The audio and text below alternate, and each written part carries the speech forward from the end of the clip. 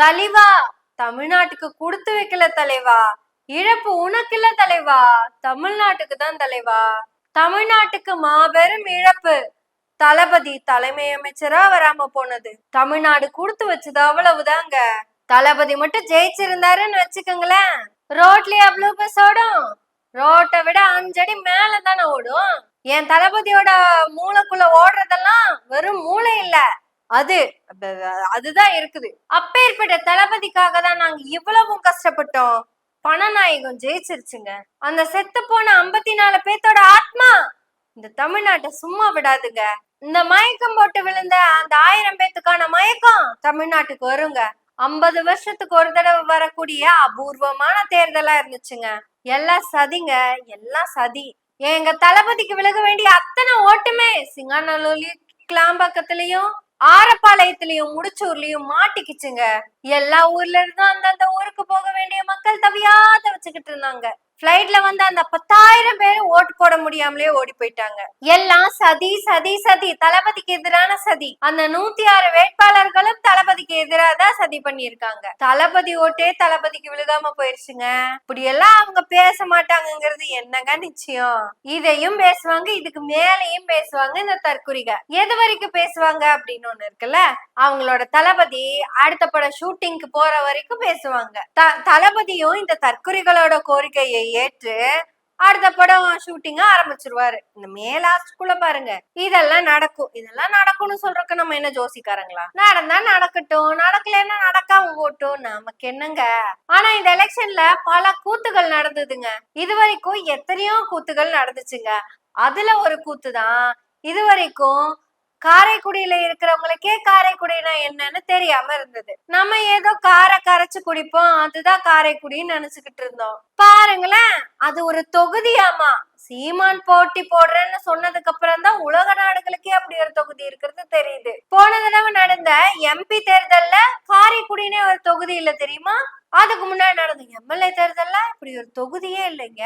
அப்ப அந்த தொகுதியோட பேர் என்னவா இருந்தது தெரியுமா?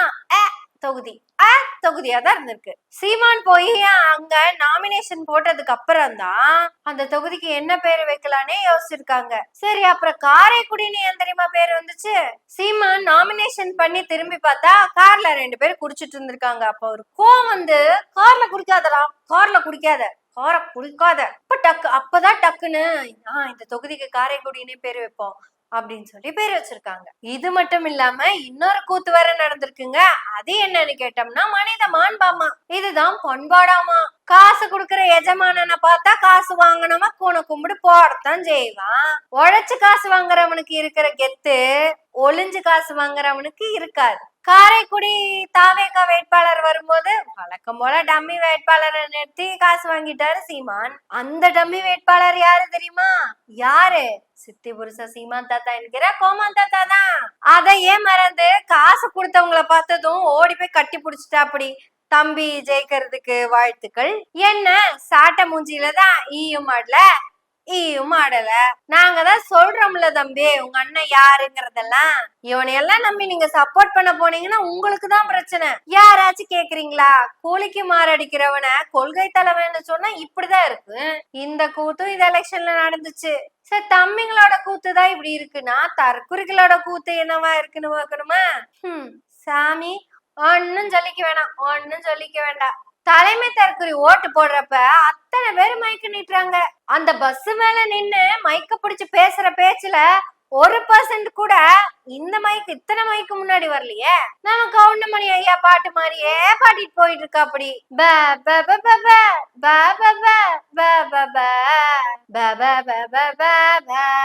அவ்வளவுதான், ஒரு வார்த்தை. அதுவும் மைக்கு தானே, பேசலாம்ல. ஏமாந்து அவர் கொட்டாய் விட வாய திறந்தா கூட அவர் கொள்கை பேசுறாருன்னு தான் அந்த மைக்கெல்லாம் சொல்லும். ஏன்னா நீட்டின மைக்கு பூரா அவருக்கு வேண்டி நீட்டின மைக்கு தான்.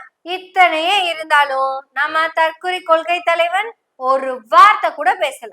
ஆட திரிசா கூட பேசிட்டு போயிருக்கிறாங்க. திரிசாக்கு வேண்டியே பேசாதவன் உங்களுக்கு வேண்டி பேசுவான்னு நீங்க தான் சொல்லிக்கிட்டு திரிறீங்க. உண்மையாலுமே இந்த தற்குறிகளோட உலகம் சினி தனி உலகங்க. இத்தனை நாள் தம்பிங்களோட உலகம் தான் தனி உலகமா இருந்தது. அண்ணா அப்படியே உட்காந்து கதை சொல்லி கதை சொல்லி கதை சொல்லி கதை சொல்லியே அந்த தடிமாடுகளை கூட கூட்டிட்டு போய்கிட்டு இருந்தாரு. தடிமாடுகளும் எதுக்கு போறேன் ஏன் போறான்னு தெரியாம கூடவே போய்கிட்டு இருந்ததுங்க. ஆனா இந்த தற்குறிகளோட தலைவன் கதை சொல்றது கூட கிடையாது, கத்து கத்துன்னு கத்துறதுதான். உருப்படியா ஏதாவது கத்தி இருக்கிறாரா? ஒன்னும் கிடையாது. இப்படி உருப்படியா கத்தாத தற்குறிகளும் கதை சொல்ற தம்பிகளும் சேர்ந்து இந்த எலெக்ஷன்ல அடிச்ச கூத்து கொஞ்சமா நஞ்சமா. ஆனா ஒண்ணு உண்மைங்க, கதை சொல்ற அண்ணன் காசை கல்லா கட்டிட்டு போயிட்டே இருக்காரு. ஆனா கதை கேட்டே உட்கார்ந்துகிட்டு இருக்க தற்குறிக இன்னும் அடுத்த கதைக்காக வெயிட் பண்ணிக்கிட்டு இருக்கிறாங்க. விஜய்க்கு அடுத்த கதையும் வந்துரும், சீமானுக்கு அடுத்த காசும் வந்துரும். ஆனா என்ன, அது வர வரைக்கும் இந்த தற்குறிகளுக்கும் தம்பிகளுக்கும் கொஞ்ச நாள் லீவ் இருக்கு. ஆனா நமக்கு ஒரு நாள் லீவு கிடையாது. நம்முடைய அரசியலை என்னைக்குமே பேசிக்கிட்டே இருப்போம், பேசுவோம். எனவே பேசுவோம் நாள்தோறும். உங்களுடைய ஆதரவுகளை நன்றிகளோடு எதிர்பார்த்து கொண்டிருக்கிறோம். நன்றி, வணக்கம்.